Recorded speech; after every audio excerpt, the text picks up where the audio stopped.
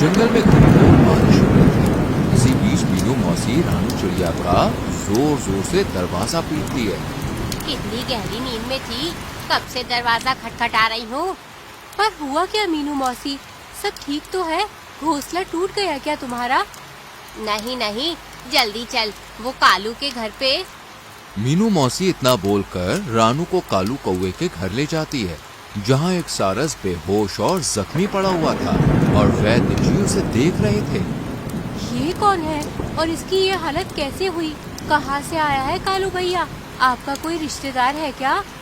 नहीं रानू, मैं तो इसे जानता भी नहीं हूँ। वो क्या हुआ कि अचानक से भूरी के पेट में दर्द हुआ तो मैं वैद्य जी को बुलाने जा ही रहा था। इतने में मुझे तालाब के पास ये बेहोश मिला। मुझसे रहा नहीं गया और मैं इसे यहाँ पे ले आया। ये तो तुमने बहुत अच्छा किया कालू भैया, हमें जरूरतमंद की मदद जरूर करनी चाहिए। हाँ, पर ये है कौन, पता तो चले। बग्गू धीरे धीरे अपनी आंखें खोलता है और सभी उस पर सवालों के तीर छोड़ने लगते हैं। अरे, इतनी कचर पचर कर रहे हो कि मुझे भी कुछ समझ नहीं आ रहा। तुम सब रुको, मैं पूछती हूँ। सारस दादा, तुम कौन हो और तुम्हारी ये हालत कैसे हुई? मेरा नाम बग्गू है, पास के जंगल ही में रहता था, लेकिन अचानक बारिश और शिकारियों का हमला हो गया। मेरे सभी साथी मारे गए। बस मैं जैसे तैसे बचकर यहाँ भाग आया और घायल होने की वजह से बेहोश हो गया। सभी को बग्गू पर दया आ जाती है और वो उसे इसी जंगल में रहने की इजाजत दे देते हैं। और फिर अरे बग्गू चाचा, ये तालाब के पास क्या कर रहे हो? कुछ नहीं रानू, यहाँ ताजगी है तो सोच रहा हूँ कि यहीं बस जाऊँ। मैंने तो अपना घर भी बना लिया है। ये बढ़िया है, आओ मैं तुम्हें तालाब की मछलियों से मिलवाती हूँ। ये है रानी, वो माधुरी और वो शीना। ये हमारे तालाब की सबसे सुंदर मछलियाँ हैं। मछलियों को देखकर बग्गू का मन मचलने लगता है। बग्गू चाचा, आप यहाँ आराम से रह सकते हो और जब मन करे हमसे बातें भी कर सकते हो। सभी बातें कर रहे थे, इतने में कालू भागा भागा आता है। जल्दी चलो रानू, बग्गू चाचा गजब हो गया, हमारे राजा का देहांत हो गया। राजा के देहांत से पूरा जंगल मायूस था और अब नए राजा की चर्चाएं शुरू हो जाती हैं। मेरे हिसाब से रानू को गद्दी पर बिठाना चाहिए। नहीं मौसी, आप ये ओहदा संभालो। वैसे गद्दी किसी समझदार को मिलनी चाहिए, जो तजुर्बेकार हो और जाबाज भी, और मेरी नजर में बग्गू चाचा इसके लिए सही है। ये सुनकर तो बग्गू मन ही मन बड़ा खुश होता है।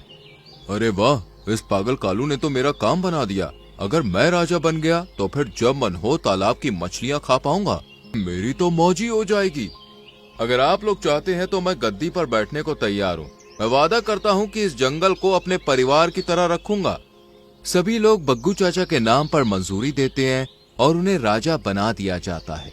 लेकिन मीनू मौसी रानू के कान में कहती हैं, बग्गू चाचा तो अभी कुछ दिन पहले ही आए हैं, क्या ये सही होगा? पता नहीं मौसी, कालू भैया ने कह दिया और बग्गू चाचा राजा बन भी गए। अब तो वक्त ही बताएगा क्या होता है और क्या नहीं। कुछ दिनों तक तो सब कुछ ठीक रहता है, पर फिर जब मोनू चिड़िया तालाब के ऊपर उड़ रही थी। ला ला ला ला ला, ये क्या? तालाब के बाहर इतनी सारी मछलियाँ मरी पड़ी है, ये कैसे हुआ? मुझे अभी सबको बताना होगा। मोनू सभी पक्षियों को तालाब के पास लाती है। हे भगवान, ये कैसे हो गया? रानी, ओ रानी मछली, बाहर तो आ। काफी चिल्लाने पर भी रानी मछली आवाज नहीं देती, पर माधुरी बाहर आती है। वो बहुत डरी हुई थी। माधुरी, क्या हुआ? तुम इतनी डरी हुई क्यों हो? और इन मछलियों की ये हालत कैसे हुई? ये कल रात की बात है रानू। हम सब तालाब में सो रहे थे कि तभी एक बड़ा सा दानव आया। उसने आते ही हम सब पर धावा बोल दिया। कई मछलियों को खा गया और कुछ को मारकर बाहर फेंक गया। लगता है हमारे जंगल में कोई राक्षस आ गया है या फिर कोई भूत। लेकिन कालू भैया, राक्षस या भूत सिर्फ मछलियों पर ही हमला क्यों करेगा? बिल्कुल सही कह रही है रानू। मेरे हिसाब से हमें बग्गू चाचा से बात करनी चाहिए। आखिरकार वो हमारे जंगल के राजा है। जब तक शेर खान राजा थे, किसी दुष्ट की हिम्मत नहीं हुई जंगल में घुसने की। हाँ हाँ, सही बात है। चलो अभी चलते हैं। क्या बात है, तुम सब लोग एक साथ? कोई मुसीबत आई है क्या? मीनू मौसी बग्गू को पूरी बात बताती है। अब आप ही बताइए बग्गू चाचा, आज से पहले शेर खान हमारे राजा थे, लेकिन कभी ऐसा नहीं हुआ और आपको राजा बने अभी 4-5 दिन हुए हैं कि तालाब की ज्यादातर मछलियाँ मारी गयी। और नहीं तो क्या, आप और आपके सिपाही रात में कहाँ थे जब वो दुष्ट राक्षस, अरे काहे का राक्षस, जब वो दुष्ट जानवर उन मछलियों को मार रहा था। मीनू और मोनू की बातों से बग्गू गुस्से से तिलमिला उठता है। तुम पिद्दी पिद्दी से चिड़िया मुझे आग दिखा रही हो, अपने राजा को मुझसे सवाल जवाब कर रही हो, वो भी इस तरह ऊंची आवाज में। सिपाहियों, फौरन इन दोनों को कैद करके काल कोठरी में डाल दो। ये तो गलत बात है, पर हमने आपको राजा बनाया ताकि आप हमारा ध्यान रख सकें, और आप हमारे साथ ही ऐसा कर रहे हैं। हाँ कर रहा हूँ, क्योंकि मैं राजा हूँ, मैं जो चाहे वो कर सकता हूँ। सुनो सब गौर से, मेरे सामने किसी ने ऊंची आवाज में बात की या कोई गुस्ताखी की तो उसका अंजाम बहुत बुरा होगा। बग्गू का ये रूप देखकर सभी पक्षी खौफ में आ जाते हैं और डर के मारे वहां से चले जाते हैं। अब ये जंगल मेरा है, मेरा, यहाँ की मछलियाँ भी मेरी, और ये पिद्दी से जानवर भी, एक एक करके मैं सबको खा जाऊंगा। मुझे तो लगता है कि तालाब की मछलियों को मारने वाला ये बग्गू ही है। उसे राजा बनाकर ही गलती कर दी हम सबने। अरे बाहरी पक्षी था, पर नहीं, अंधभक्तों की तरह भरोसा किया हमने उस पर। अब भुगतो। सब मेरी गलती है, न मैं उसे राजा बनाने का सुझाव देता और न ही ये सब होता। अरे पर अब होगा क्या?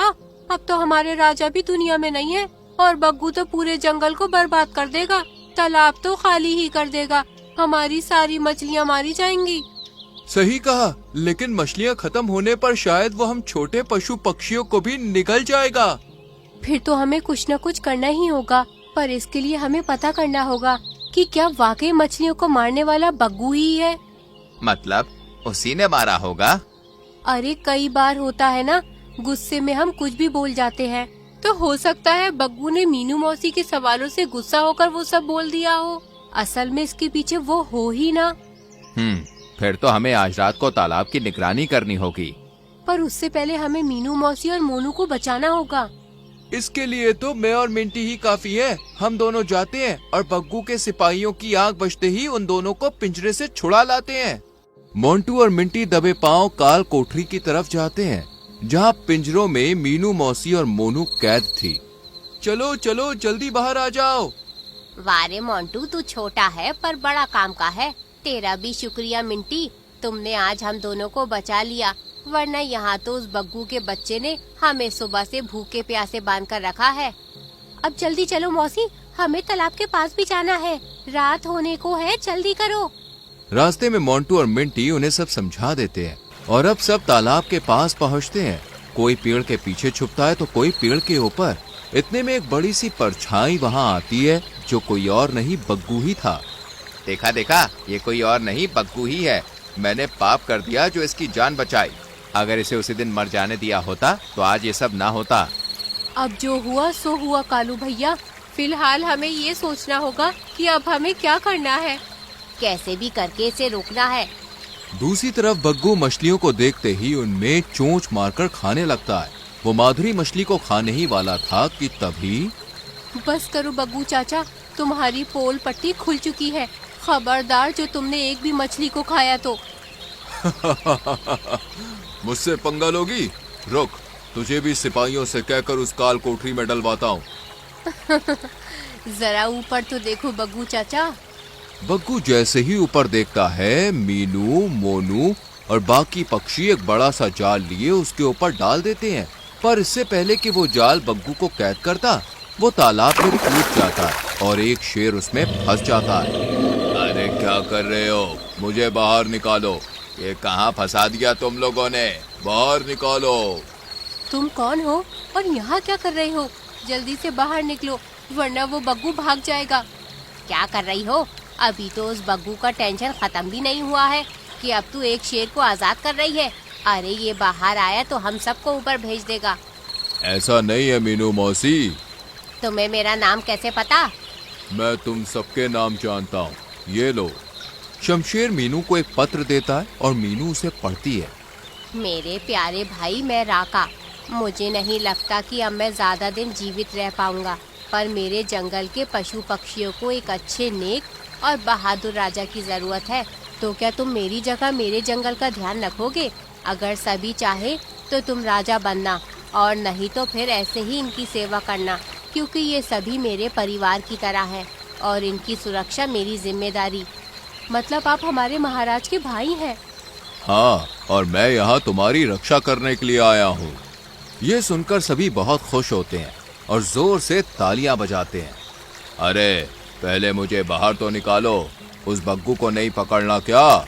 शमशेर बाहर आते ही भाग रहे बग्गू पर झपट्टा मारता है और उसे मार डालता है। इस तरह सभी मछलियां चैन की सांस लेती हैं और सभी की रजामंदी से शमशेर को जंगल का राजा बना दिया जाता है और सब एक बार फिर से खुशी खुशी रहने लगते हैं।